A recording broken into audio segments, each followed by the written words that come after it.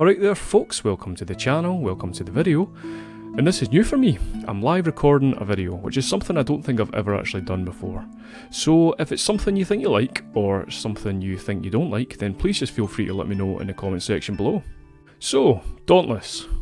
I mean, there are so many amazing game franchises out there, like people that know me, the Elder Scrolls. I primarily seem to focus on that because I think it's incredibly richly detailed and it has an enormous amount of lore which you can just explore for days and days. Dauntless, not so much, but it is a game that I really do enjoy, and I think there's a lot of little hidden details there that people seem to miss. So for others out there who care about useless information in video games, then I think this video might just be for you. So the purpose of this series is basically just to venture to all the Hunting Ground Islands and explore all the hidden details, the gatherables, the behemoths, the hidden lore locations, all that kind of stuff. And in this series we're just going to take it one island per video, taking it one little step at a time.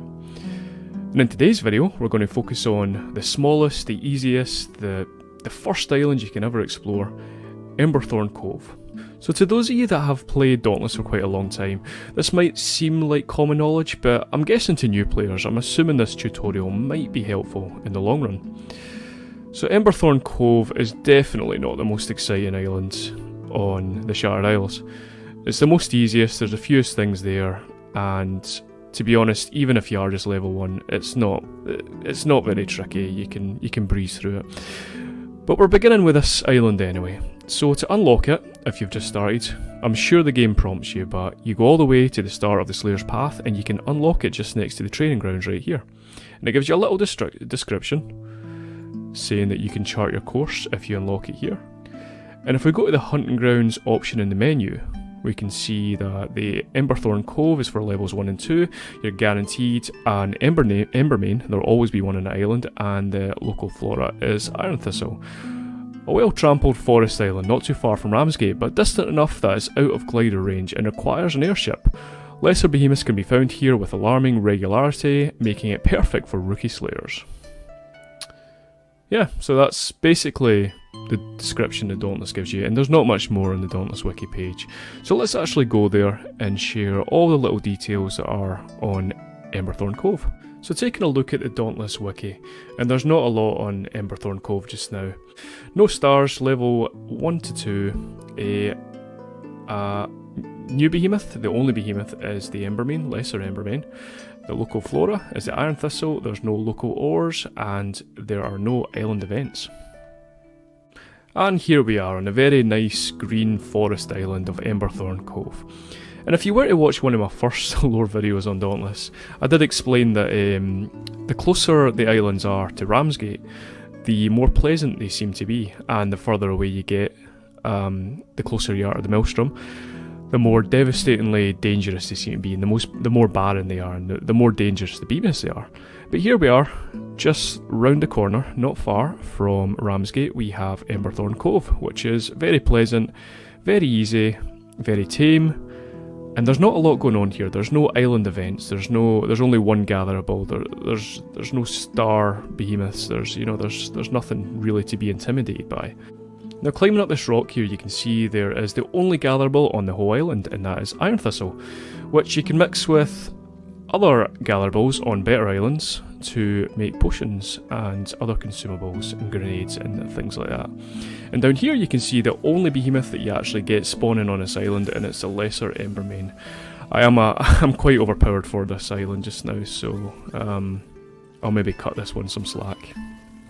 I think one thing to note is if you are overpowered for an island, you don't get any XP for killing any of the behemoths. You still do get the parts for killing them, you know, the parts from the behemoths, and you get some rams, not very much, but you don't get any XP at all. As you also see, one thing I like about these smaller islands is I feel like you get a lot more chests. I don't know if it's just because the islands are smaller and more compacted, there seems to just be a lot more chests on them. Probably not the case, but there was one back there, and some more Iron Thistle, and you can see some other guys fighting off another lesser Embermane. On this island they seem to spawn at the very start of the island and at the end, and that's it. Just when one dies at one end, another one spawns at the other end. So people are just going back and forward, which is quite funny. And up here to what I think is the east of the islands, we have the first lore location. And we'll deal with that in a minute because I heard some aggressive fauna behind me there just now.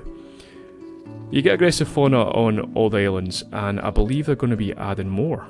So yeah, fauna. You get fauna on these hunting ground islands.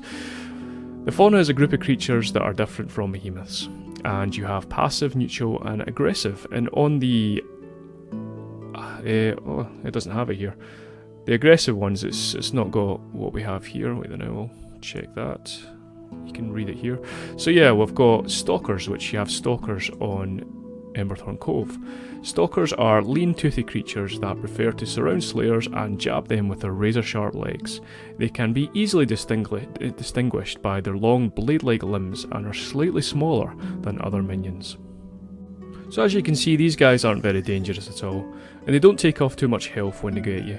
And on the smaller islands, like this one, you only get 1 or 2 spawning at a time. So I think we'll just really quickly deal with these guys. You can see one throw the axe just takes them right out.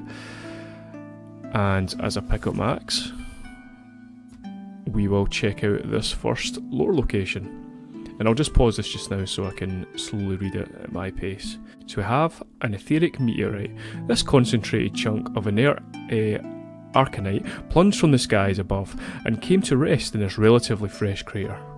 It has been drained of all its etheric charge, leaving only residual traces of the power the mineral once contained. A behemoth most likely fed here quite recently.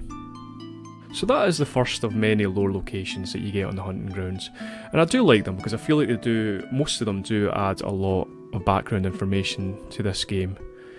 So what I'll do now is I'll glide back to the very start and I will show you exactly how to get to that lore location from where you first spawn in when you first start this hunting ground.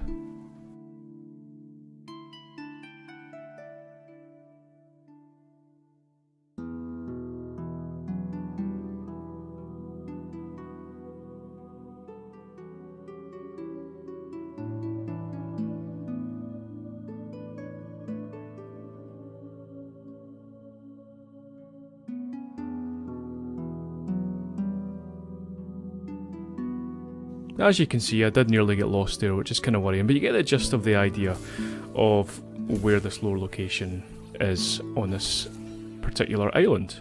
And we'll just deal with that fauna again. So you can read it as many times as you want, but yeah, that's basically the only lore location on this island, and an idea of how to get to it. Anyway, pushing on. I have a couple more gatherables here, and we have another chest, and I was hoping to share the location of all the chests as well, but they do seem to change in position quite often, and I'm assuming with new patches they'll probably change the position of these chests as well. But if we swoop down here, you can see the second spawn point for the second behemoth that you get on this island. Well, the same behemoth, but you can get them in 2 different places, and that's just to the north of the island, just below this waterfall here. In terms of location for these chests, I mean, obviously just check round the sides of the map in the trees. Hidden next to rocks, there's another one over here, hidden next to this rock. You get them in sometimes pretty obvious places, but sometimes they can be difficult to find. We're pushing up further north of the island, and I usually always find that there's a chest somewhere around about this waterfall here. So we'll go up and see if there's one here today. I've already unlocked 3, I think, so I'm not too sure if there'll be any more to find. But this is a lovely little area. This is where you'll be fighting another lesser Embermane when it spawns. I'm assuming some of the other guys are away down fighting the one at the south of the island. It's up the top of this waterfall here. You can't get any higher than this. This is as high as you go. And no, there is not a chest up here. I just feel like usually there's one kicking about here somewhere. But no, nothing today. So over to the northwest of this island, a couple more iron thistle. Don't think there's any more lower locations or any more chests or anything. But you will get at the top of this waterfall. There's a nice little view of the island. And I wonder if we can see the next lesser Embermane spawn in here. No, they're taking too long to kill it. So we'll head back down the hill and see what's down this side of the island. So after venturing down the west of the island, I can see there's nothing really much more other than some iron thistle. But as you can see, this is a nice little island. Lovely looking little place. Nothing too exciting here, there's no island events and there's no terrifying behemoths, but it's nice to look at, it's nice for new and younger players who want to enjoy the game at a slow pace. So just heading back up to the north of the island again, I'll just show off what this Lesser Emberman can do, and he just caught me there, which is kind of embarrassing. Yeah, he just hit me again, that's not good. So this is the Lesser Emberman, nothing too exciting, doesn't do too much damage. He can be a bit quick, but it doesn't have any fantastic powers that are going to do you any danger really. Easily dealt with, as you can see. But yeah, I think that'll about do it for today's video. And the first of what is hopefully going to be a several part series focusing on all the islands on the Shattered Isles. Not the most exciting one, I know. There's not a lot there. There's not much on the very earliest island, but I can imagine as the islands get more complex, bigger, more behemoths, these videos will probably get a bit more entertaining. But if you are new to the channel, please feel free, like, subscribe to all my veteran subscribers. I appreciate your support as always. And until next time, see you later.